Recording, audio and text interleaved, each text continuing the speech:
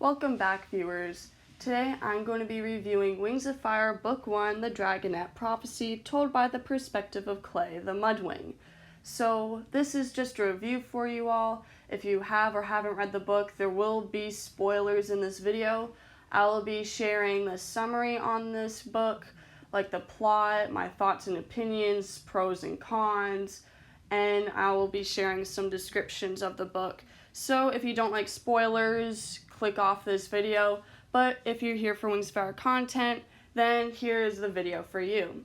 So again, we are told this is the perspective of Clay the Mudwing, and he lives in this underground mountain because he and 4 other dragonets named Tsunami, Glory, Starflight, and Sunny are told that they're destined to save the world from a war. And there's a war because 20 years ago, there was a Sandwing queen named Queen Oasis who died from scavengers. And now her 3 daughters, Princess Burn, Blister, and Blaze, are fighting for the throne. And because of that, this whole war came on. And then on the brightest night, which is when the 3 moons are full, they say that these 5 dragonets are going to come and stop the war. And Clay is one of those 5 dragonets. So, yeah, there's these guardians that tell them, you're going to save the world whether you like it or not. And these are dragonets. They're basically the equivalent of teenagers. They want to go find their parents, and that's what they find, their own destiny. But because one of the dragonets, Glory, because she wasn't a skywing, she's a rainwing, her life's on the line, and she could get killed by one of the guardians, so the prophecy can be quote-unquote fulfilled according to a nightwing named Marrowseer. And so because of this, Clay and Tsunami go through this underground river, they escape, and then they run into some problems, and we all know Queen Scarlet. She is the thrilling villain of this series. She loves thrilling. She loves to see dragons fight. She has an arena where dragons fight to the death all the time. It's normal. It's a normal, regular thing. And she finds these dragonettes. She follows and tracks Clay and Tsunami to their underground cave, and they end up killing one of the dragonet's guardians, Dune. Webbs escapes, and they catch Kestrel too. So now the dragonets are in danger all over again.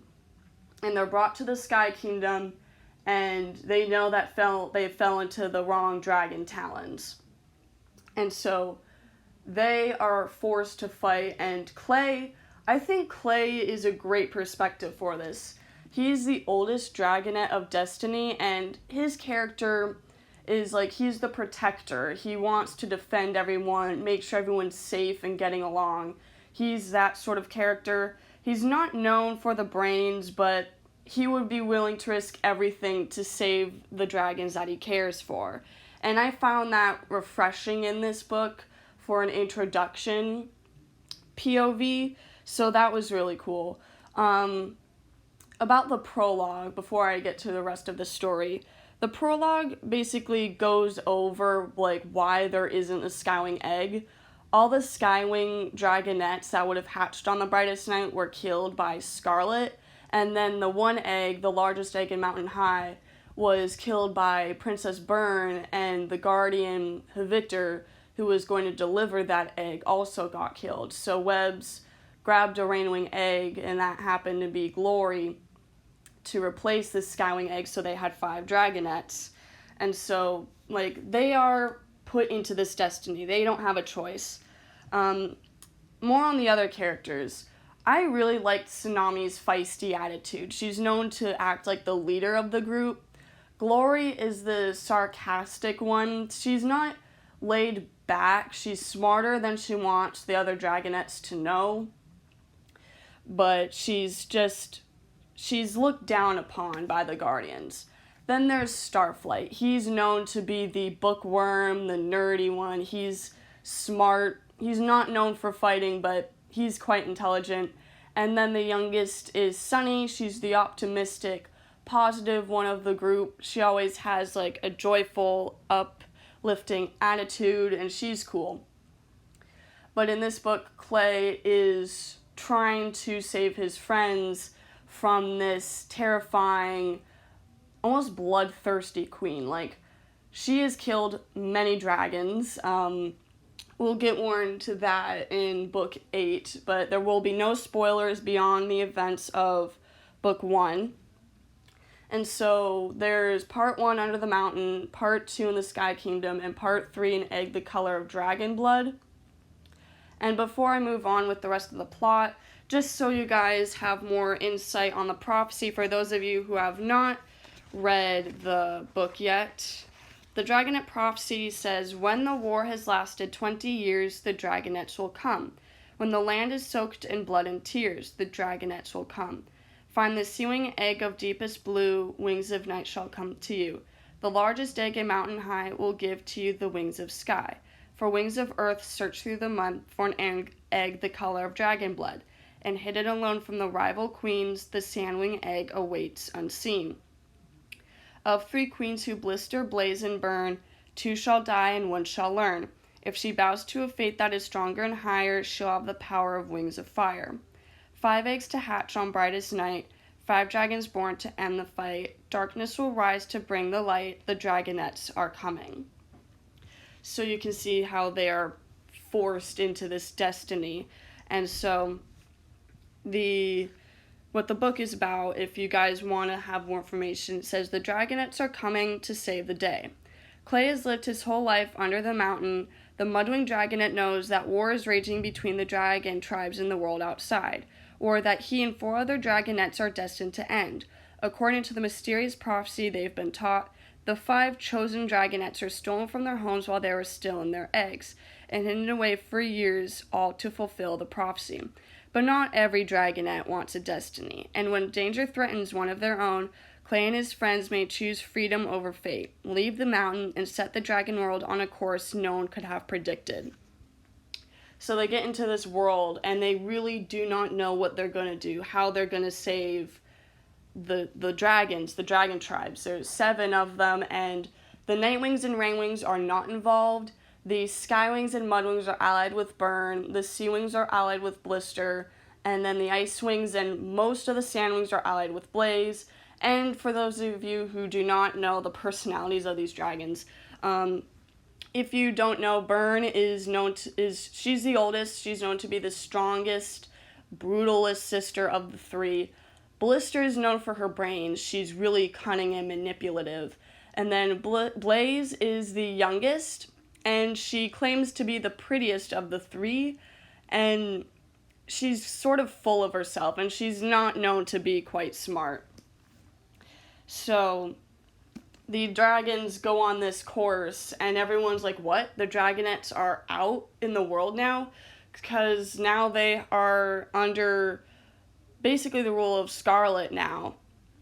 And so Clay, there's this whole story that goes on, and Clay he fights in the arena against an Icewing, and then like the Dragonets, they barely manage escaping with their lives. Like Tsunami ends up fighting a Seawing named Gil, and she ends up killing him because she doesn't have a choice. And there's a lot of life and death situations here, and it makes the story really, like, you feel anxious when you read it because you're worried for the other characters. And even Kestrel is not known to be very kind. She's rude, cranky, mean. She like scowls at the Dragonets all the time, but she's one of their guardians.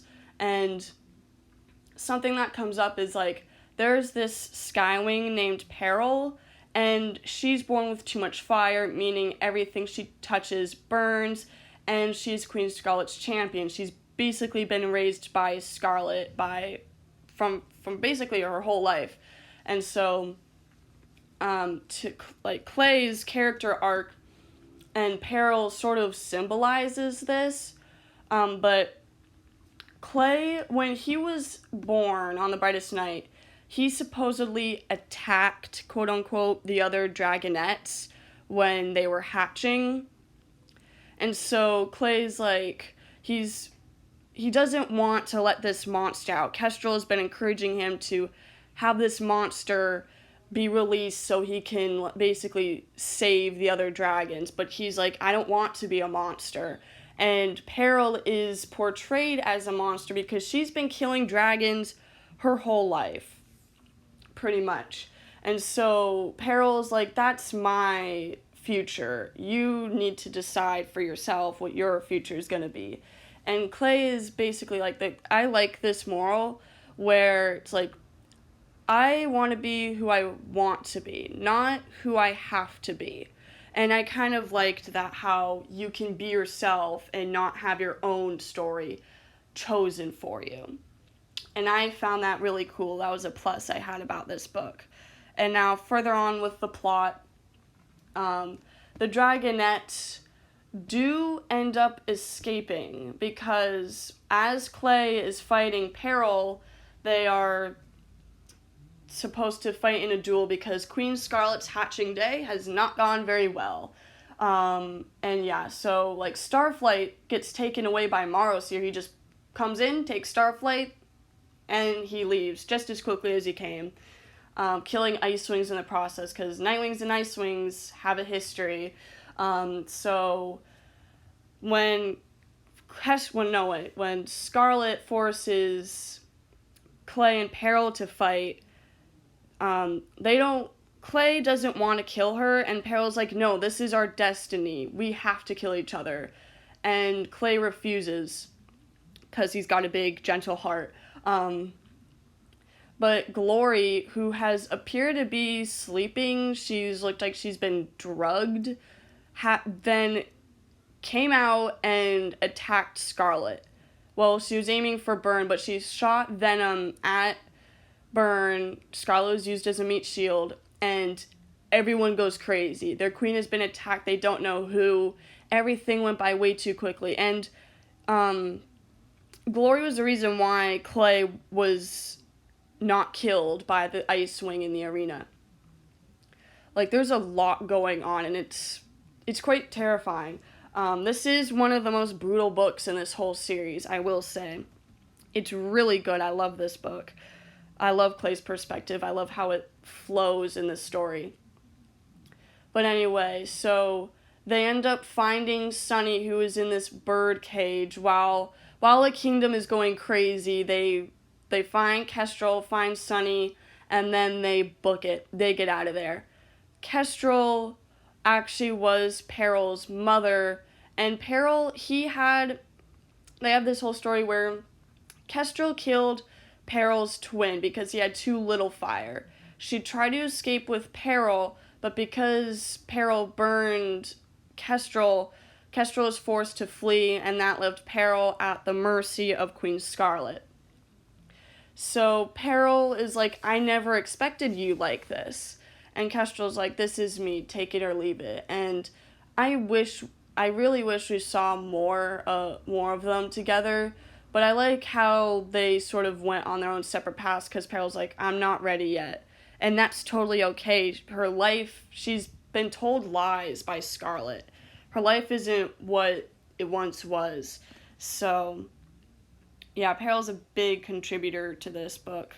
And so the Dragonets, they decide to go to Clay's family first because the Mud Kingdom is right south. They go to the Diamond Spray Delta. And so Glory and Clay go while Sunny and Tsunami are at the river. Glory and Clay go try and find Clay's parents. They find his mother, and the Mud Kingdom is not what they thought it would be. They actually sold Clay for like 2 cows or something, because they didn't need him. They had all these other eggs, so they're like, why should we need you? So Clay leaves, but before he does, he ends up running into his siblings, his brothers and sisters, and I like how they have this bond, and that's where we get informed that Clay wasn't trying to kill the other Dragonets while they're in their eggs. He was trying to help them hatch, because Clay is the oldest and biggest. He is the big wings.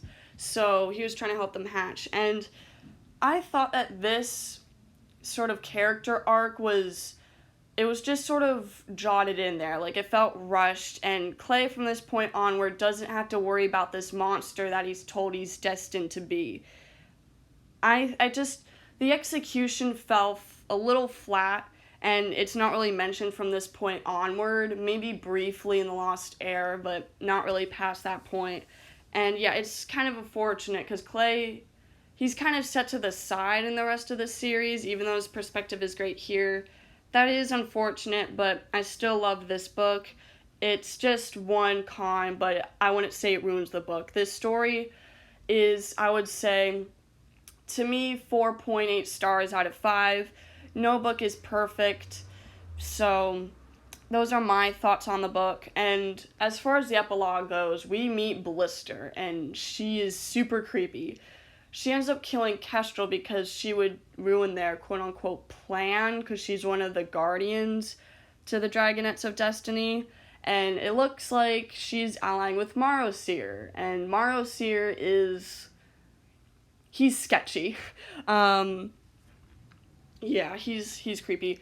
Oh, and at the end of the book, Starflight plops back. He's back in the gang. I guess Starflight was rambling about scrolls too much, so Marosir let him go. But yeah, I love this book. It's great. I will post a poll on my communities page about this book to know your thoughts on it. Again, I'd say it's almost a solid 5. It's really good. Not my favorite book in this series, but I thoroughly enjoyed it. I want to know what your guys' thoughts are. Be sure to comment, like, and subscribe. And I'll see you all later. Bye.